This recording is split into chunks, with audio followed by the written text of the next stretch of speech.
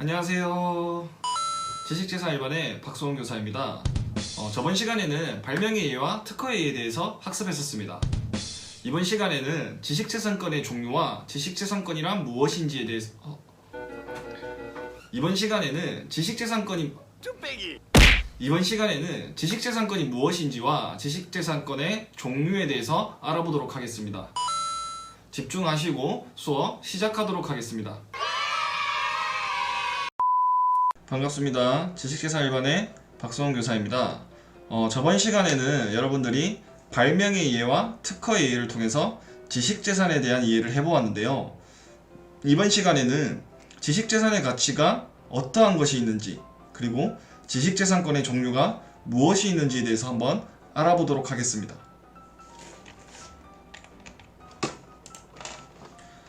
자, 이번 시간의 학습 목표입니다. 이번 시간에 학습을 하고 나면 여러분들은 지식재산의 의미를 설명할 수 있어야 합니다. 그리고 지식재산의 가치를 개인적, 기업적, 국가적 가치로 구분하여 설명할 수 있어야 합니다. 자, 먼저 지식재산의 개념입니다. 지식재산이란 인간의 창의적인 활동으로 만들어진 결과물 중 재산적 가치가 있는 것을 지식재산이라고 부릅니다. 여러분들 지식재산이 무엇인지 잘 몰랐었죠? 다시, 지식재산이란 인간의, 주어가 중요하죠. 인간의 창의적 활동으로 만들어진 결과물 중 재산적 가치가 있는 것을 지식재산이라고 합니다. 이 지식재산은 산업구조의 변화를 가져다 주었는데요. 자, 과거에는 토지나 노동과 같은 유형의 자산이 산업구조의 중심이었다면 현재는 정보, 지식 등의 무형 자산이 산업구조의 중심이 되고 있습니다. 즉, 지식재산은 새로운 경제성장의 동력이 되고 기업 간의 분쟁이 증가하고 있습니다. 이게 무엇이냐면 좋은 기술을 확보하고 자기의 독점적 권리를 행사하기 위해서 기업들 간의 분쟁 사례도 많이 일어나고 있는데요. 예를 들어서 삼성과 애플의 기술, 그런 것들에 대한 분쟁입니다. 기술이라 하면 지식재산인데 그거에 대해서 삼성이나 애플이 누구의 것이다, 자기의 것이라고 주장하면서 분쟁이 증가하고 있습니다. 즉, 국가 경쟁력 확보를 위한 노력이 지식재산을 창출하는 일입니다. 자, 지식재산의 가치는 개인적 가치와 기업적 가치, 그리고 국가적 가치 세 가지로 나뉘고 있는데요. 먼저 개인적 가치입니다. 개인적 가치는 어떠한 것이냐면, 자, 지식재산을 창출했을 때 개인이 가질 수 있는 가치는 무엇인가에 대해서 얘기하는 건데요. 첫 번째가 경제적 이익입니다. 지식재산을 통해서 다양한 경제적 이익을 볼 수 있는데요. 경제적 이익이라 하면 금전적인 것도 있을 수 있으며 시간적인 효율도 있을 수도 있습니다. 경제적이라 해서 다 금전적인 것이 아니라 예를 들어서 10분 걸리는 거를 1분 만에 할 수 있는 그런 것을 만들어서 혼자 쓴다면 그것 또한 경제적 이익이 될 것이고, 여러분들이 요새 많이 보는 선생님도 지금 하고 있는 유튜브, 이런 것들도 머릿속에서 나온 거기 때문에 지식재산이라고 할 수 있는데요. 그런 것들을 통해서 금전적인 이득을 볼 수도 있습니다. 두 번째가 문제 해결력과 창의성 증진입니다. 보통 지식재산이라 하면 문제를 해결하는 그런 결과물들을 지식재산으로 많이 활용되고 있는데요. 많이 인정받고 있는데요. 그런 것들을 계속 반복해서 하다 보면 자동스럽게 문제 해결력과 창의성이 증진될 수 있습니다. 세 번째가 자아 실현의 기회를 제공할 수도 있습니다. 교과서 33쪽에 보면 스스로 인식한 문제를 해결함으로써 자아 실현을 할 수 있다. 여러분들이 살면서 불편한 것이라든지 이런 것들을 스스로 느끼고 그거를 해결하는 과정을 거쳐서 문제를 해결하다 보면 여러분들도 자아 실현을 할 수 있을 것입니다. 세 가지 기억해야 합니다. 경제적 이익, 문제 해결력과 창의성 증진, 그리고 자아 실현, 이렇게 개인적 가치로는 세 가지가 있었습니다. 두 번째는 기업적 가치입니다. 기업적 가치는 5가지로 나뉘어지고 있는데요. 첫 번째가 시장에서의 독점적 지위 획득입니다. 시장에서 기술의 발전을 통해서 다양하게 경쟁을 하고 있는데요. 그 중에서도 독점적 지위를 획득하게 된다면 경쟁에서 우위적인 위치에서 시장을 장악할 수 있는 그런 장점이 있을 수도 있습니다. 즉 이건 무엇이냐면 애플은 아이폰을 애플만 생산할 수 있습니다. 그죠? 그래서 아이폰에 대한 그 독점적 지위는 애플사가 가지고 있는 것처럼 시장에서 독점적 지위를 획득할 수 있습니다. 삼성이 아이폰을 팔지 못하는 이유가 애플이 아이폰에 대한 독점적 지위를 가지고 있기 때문입니다. 두 번째가 기업의 가치 상승입니다. 중요한 지식재산을 가진 기업은 자동으로 가치가 상승되게 될 것입니다. 기술이 많은 회사들 예를 들어 보겠습니다. 지금 대기업이라면 삼성, LG 이런 회사들은 지금 다양한 지식재산을 구축하고 있고 수많은 지식재산권을 보유하고 있기 때문에 자동으로 기업의 가치가 상승되게 됩니다. 세 번째가 새로운 수입원 확보인데요. 이거는 잘 들으셔야 합니다. 지식재산은 본인이 직접 팔 수도 있지만 지식재산권을 빌려줌으로써 그에 해당하는 로열티를 받을 수도 있습니다. 그러니까 즉 불로소득이라고 하죠. 일을 하지 않아도 그 지식재산권을 다른 회사에서 실시함으로써 거기에서 나오는 수익을 일정 배당받을 수 있는 그런 수입원이 되기도 합니다. 네 번째가 새로운 시장의 선접입니다. 이것은 기업은 새로운 지식재산을 통해 이미 경쟁이 치열한 시장이 아닌 새로운 시장을 개척할 수 있습니다. 어떤 것이냐면 핸드폰을 예로 들어 보겠습니다. 여러분들은 2G 핸드폰을 쓰신 적이 있으신가요? 아마 초등학교 때나 2G폰을 사용하셨을 텐데 지금은 4G나 5G의 시장이 형성되어 있습니다. 이게 무엇이냐? 지식재산이 발전하면서 더 이상 지금 시장에서는 2G 핸드폰을 볼 수가 없습니다. 즉 새로운 시장이 계속해서 개척되고 있다는 것입니다. 다섯 번째는 기업 인재 양성의 활성화입니다. 어떤 것이냐면 기업에서 바라는 사람은 창의적으로 생각하고 사고할 수 있는 그런 인재와 도전정신이 강한 그런 인재를 원하는데요. 지식재산을 많이 창출하는 사람이 지금 기업에서 바라는 인재입니다. 그래서 그런 인재를 양성하기 위해서 기업은 다양한 도전을 하고 양성을 교육할 것입니다. 5가지입니다. 다시 첫 번째가 시장에서의 독점적 지위 획득, 두 번째 기업의 가치 상승, 세 번째가 새로운 수입원 확보, 네 번째가 새로운 시장의 선점, 다섯 번째가 기업 인재 양성의 활성화가 되겠습니다. 세 번째는 국가적 가치인데요. 국가의 경쟁력에 비교가 되는 대상이 기술력과 정보력으로 전환되고 있습니다. 즉, 기술력과 정보력이 많은 나라는 자동으로 국가 경쟁력에서 우위를 가질 수 있는 그런 혜택이 있는 것이죠. 지식재산 확보를 통해서 국가 경쟁력을 갖출 수 있도록 적극적으로 노력하셔야 합니다.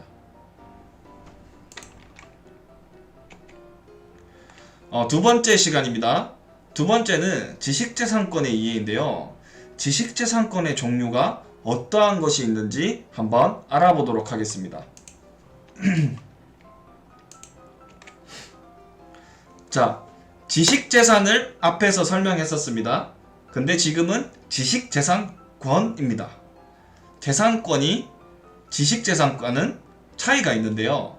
지식재산권의 뜻은 인간의 지적 활동으로부터 발생한 창작물 중 법으로 보호할 만한 가치가 있는 것을 재산으로 인정하는 권리를 지식재산권이라고 합니다. 즉, 법으로 보호받았을 때 지식재산권이 되는 것입니다.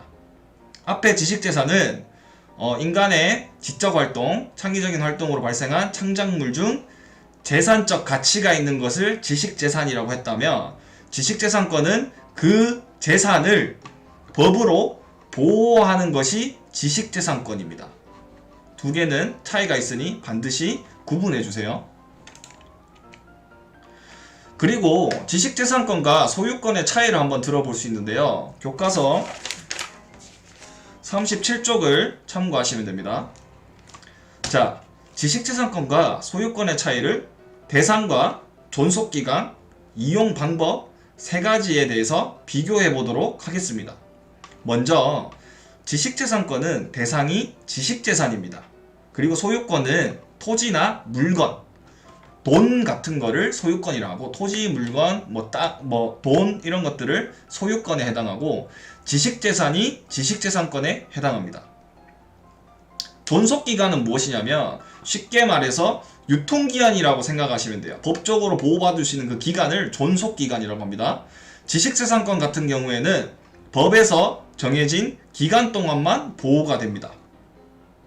소유권은 그 유체물을 소유하는 동안 이 존속기간이 유지됩니다. 이게 무슨 말이냐? 지식재산권 같은 경우는 내 머릿속에 나온 창작물을 법에서 정해주는 그 기간만큼만 보호를 받을 수 있다면, 소유권은 만약에 예를 들어서 건물이라고 생각해 봅시다. 이 건물이 내 건데 내가 팔지 않는 이상은 계속해서 제 겁니다. 맞죠? 이 차이입니다. 지식재산권은 법에서 정해진 기간이 지나면 보호를 받을 수가 없는데, 소유권은 여러분들이 팔지 않으면 유체물을 소유하는 동안은 본인의 소유가 되는 것이죠. 차이를 알 수 있겠나요? 그리고 여기에는 빠졌는데, 지식재산권은 무형입니다. 무형. 눈에 보이지 않는, 머릿속에서 나오는 거니까 무형의 재산을 말하고, 소유권은 유형, 눈에 보이는 토지, 물건, 돈 같은 거를 소유권에 해당합니다. 지식재산권과 소유권은 다르다는 점을 명확하게 아셔야 합니다. 그리고 두 번째는 지식재산권의 범위인데요. 여기서부터 본격적으로 여러분들이 지식재산권을 알아간다고 생각하시면 됩니다. 앞에는 지식재산과 지식재산권의 이해라고 쳤으면, 지금부터는 세부적으로 무슨 지식재산권의 종류와 그 종류에 해당하는 법률적인 구조, 그리고 어떠한 물건이 이렇게 보호받을 수 있는지 상세히 알아보는 시간입니다. 집중을 해야지만 여러분들이 이해하시기 편할 겁니다. 먼저 표를 보시면 지식재산권은 크게 세 가지로 나누고 있습니다. 산업재산권과 저작권, 신지식재산권. 여러분들 저작권이라는 얘기는 상당히 많이 들어봤을 텐데, 산업재산권이나 신지식재산권 같은 경우에는 잘 들어보지 못하셨을 겁니다. 해서 산업재산권은 먼저 특허권, 실용신안권, 디자인권, 상표권 네 가지로 나뉘어지고, 저작권은 저작인격권, 저작재산권, 저작인접권으로 나뉘어지게 됩니다. 신지식재산권은 영업비밀, 데이터베이스, 반도체, 그 다음에 유전자원, 전통지식 등 다양한 것들을 포함하고 있는데요. 자세히 한번 알아보도록 하겠습니다. 뒤에 하시기 전에 먼저 용어 정리를 한번 하도록 하겠습니다. 반드시 기억해야 됩니다. 헷갈립니다. 자, 출원과 등록이라는 말이 있어요. 특허를 출원했다, 특허를 등록받았다, 이건데 출원과 등록은 다른 말입니다. 여러분들이 쉽게 헷갈리는 건데, 오늘부터 이거를 배웠으니 구분해서 사용해야 합니다. 출원은 말 그대로 특허 명세서를 작성한 후에 특허청에 특허 심사를 요청한 상태를 출원이라고 합니다. 서류를 제출한다, 이렇게 생각하시면 되겠죠. 심사를 받기 위해서 내가 발명품을 만들었을 때 그거를 지식재산권, 특허권으로 보호받기 위해서 명세서, 특허 명세서라는 걸 씁니다. 특허 명세서를 써서 특허청에 특허 심사를 요청한 상태가 출원입니다. 등록은 특허 심사가 끝나고 정식으로 특허 등록이 완료된 상태를 등록이라고 합니다. 그러니까 나 특허 출원했어 이렇게 했을 때 여러분들은 그게 무조건 특허다 이렇게 하실 필요가 없어요. 특허 출원은 여러분들도 할 수 있습니다. 등록받는 게 어렵지 출원하는 거는 쉽진 않죠. 특허 명세서를 써야 되니까. 근데 등록보다는 출원이 여러분들도 충분히 실습할 수 있는 부분이니까 출원과 등록을 반드시 구분하셔야 합니다. 아시겠죠? 자, 지금부터 존속기간 계산법을 여러분께 설명드릴 건데요. 집중하셔야 이해할 수 있습니다. 이해가 안 된다면 몇 번이고 되돌려 보셔서 이 부분을 반드시 이해할 수 있도록 합니다. 여러분들 아까 제가 존속기간이라는 용어를 앞전에 썼었는데요. 존속기간은 무엇이었나요?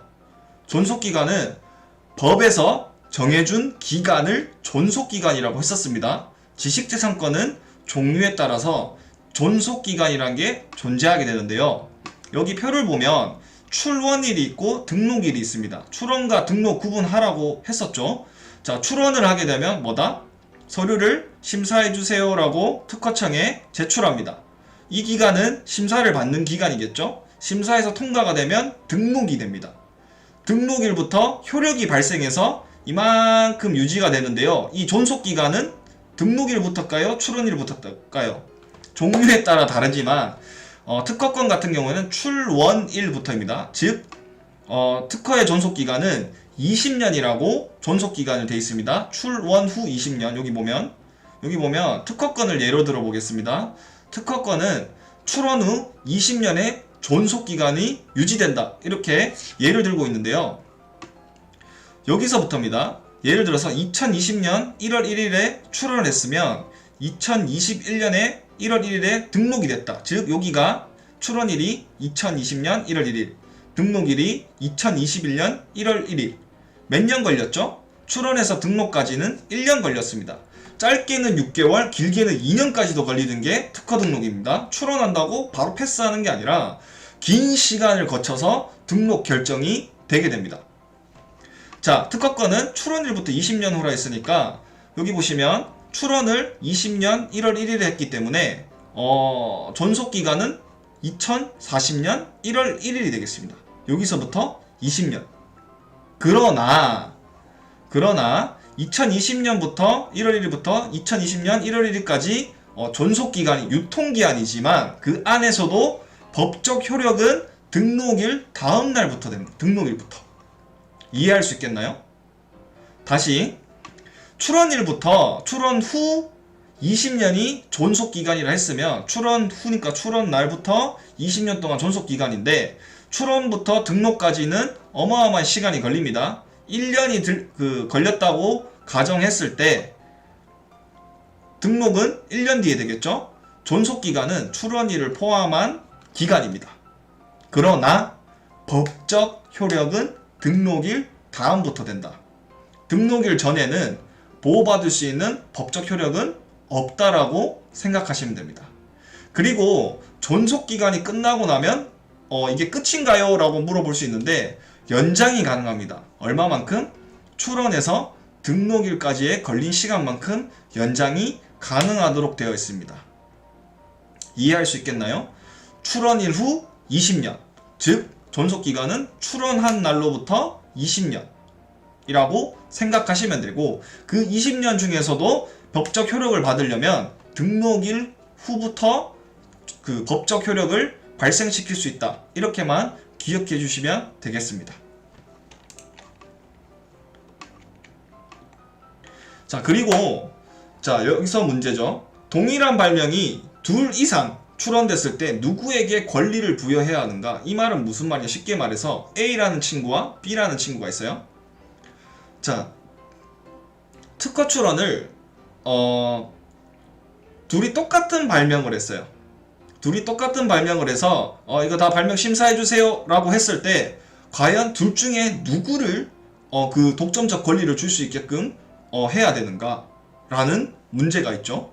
그때 두 가지 주의가 있는데 첫 번째가 선출원주의입니다.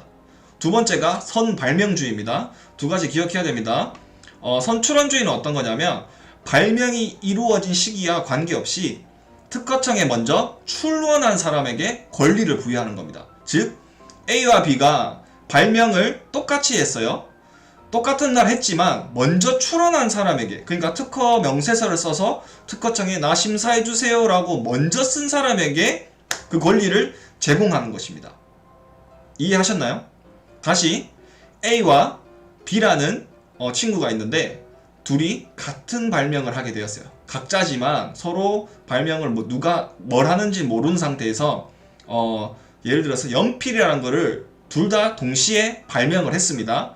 근데 이 둘 중에 누구에게 연필의 권리를 주어야 하는가 라고 물었을 때 선출원주의는 둘 중에 먼저 명세서를 써서 특허청에 출원한 사람에게 권리를 부여하는 것입니다.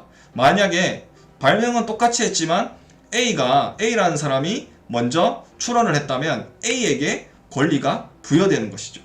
선발명주의는 무엇이냐면 출원의 순서와 상관없이 먼저 발명한 사람에게 권리를 부여하는 것입니다. 이게 무슨 말이냐면 상관없어요. A와 B 둘 중에 먼저 발명한 사람, 그러니까 1시간, 1분이라도 먼저 발명한 사람에게 그 권리를 주는 것이 선발명주의입니다. 우리나라는 선출원주의를 따르고 있습니다. 이해하셨나요? 자, 다음은 지식재산권의 범위입니다. 산업재산권을 예로 들 수 있는데요. 앞쪽에서 지식재산권은 산업재산권, 저작권, 신지식재산권으로 나뉘어진다 했었는데요. 산업재산권을 먼저 예로 들어 보겠습니다. 산업재산권이란 지식재산권 중 산업발전에 기여하는 창작물을 보호하는 권리입니다. 즉 산업발전에 기여하는 창작물을 보호하는 권리를 산업재산권이라고 합니다. 권리별로 보호법률과 보호범위, 보호기간이 다릅니다.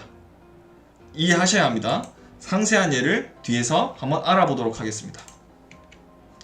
자, 먼저 산업재산권은 종류가 4가지입니다. 첫 번째가 특허권, 두 번째 실용신안권, 세 번째 디자인권, 네 번째 상표권입니다. 여러분들 교과서 38쪽과 39쪽을 참고해 주시면 됩니다. 먼저 특허권에 대한 설명입니다.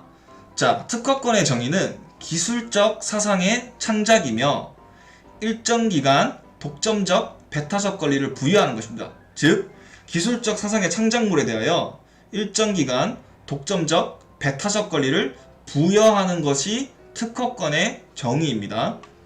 자, 등록일로부터 효력이 발생한다고 아까 말씀드렸습니다. 그리고 존속기간은 출원일 후 20년 존속입니다. 그냥 20년 존속 이렇게 하면 틀립니다. 출원일 후 20년 존속해야 한다. 이거를 반드시 정확하게 적어 주셔야 합니다. 그리고 특허의 성립 요건 앞에서 했었는데 어떤 게 있었죠? 다시 한번 알아보겠습니다. 첫 번째가 발명의 성립성, 두 번째가 산업상의 이용 가능성, 세 번째 신규성, 네 번째 진보성이었습니다. 이 4가지가 필수적으로 요건이 성립되어야지만 특허권으로 등록받을 수 있습니다. 자, 특허권은 범위가 있는데요. 과연 그러면 어떠한 발명품들을 범위를 특허권으로 해야 되는가? 이 말이 무슨 말이냐면 여러분들이 뭔가를 발명했는데 이게 특허인지 실용신안권인지 디자인권인지 상표권인지 내가 어떻게 알아요? 이렇게 할 수도 있잖아요. 그래서 지금 범위를 얘기해 드리는 겁니다. 특허권은 앞에서 했던 물건 발명, 그러니까 앞에서 했었습니다. 물건 발명, 두 번째가 방법 발명, 세 번째 제법 발명을 다 포함하여 특허권에 해당합니다. 이 3가지가 큰 범위죠. 그렇게 생각하시면 됩니다. 두 번째가 실용신안권인데요. 실용신안권은 특허권과 비슷하지만 명확한 차이점이 있습니다. 실용신안권은 어떤 거냐면 수명 주기가 짧고 실용적인 개량 기술, 즉 고안한 것을 얘기하는데요. 이것이 실용신안권입니다. 정의가 다르죠. 첫 번째로. 두 번째는 존속기간이 다릅니다. 여기서 보면 설정 등록일 후 효력 발생은 똑같습니다. 그러나 실용신안권의 존속기간은 출원 후 10년입니다. 특허권은 20년, 실용신안권은 10년. 차이가 명확하게 있죠. 범위도 다릅니다. 아까 앞에서 보면 특허권은 물건 발명, 방법 발명, 제법 발명 모든 걸 포함한다라고 돼 있었는데 실용신안권은 물건 발명만 해당합니다. 이해할 수 있겠나요? 그렇다면 다시 특허권과 실용신안권의 차이를 명확하게 설명드리겠습니다. 특허권은 물건 발명과 방법 발명 등 모두 보호 대상이지만 실용신안권은 물건 발명만 보호 대상에 해당합니다. 자, 예를 들어서 김치볶음밥 만드는 방법, 레시피를 발명했다. 그러면 이건 어디로 가야 되죠? 실용신안이 아니라 특허권으로 가야 됩니다. 이해할 수 있겠나요? 그리고 실용신안권은 기존에 있던 제품을 개량한 것입니다. 이해할 수 있겠죠? 잘 구분하셔야 합니다. 여기까지 원래 뒤에 상표권과 디자인권을 설명해야 되는데 이번 시간까지는 특허권과 실용신안권까지만 하고 마치도록 하겠습니다. 뒤에 형성평가가 있습니다. 구글 클래스룸에 접속해서 형성평가를 실시해주면 되겠습니다. 제한 시간은 10분입니다. 실시해주세요.